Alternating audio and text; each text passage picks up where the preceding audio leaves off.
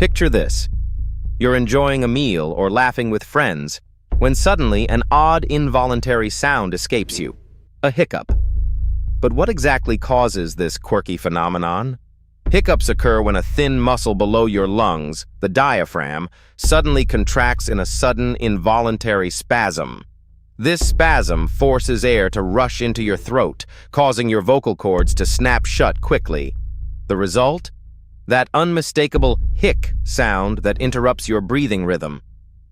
But why do these spasms happen?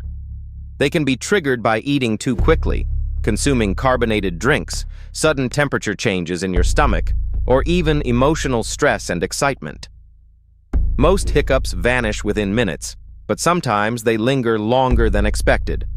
Persistent hiccups, which last more than 48 hours, are rare and may be linked to nerve irritation, certain medications, or underlying medical issues affecting the nerves controlling the diaphragm.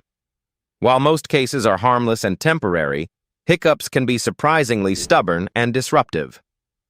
Common remedies like holding your breath, sipping cold water, or swallowing sugar aim to reset the diaphragm's rhythm and break the cycle.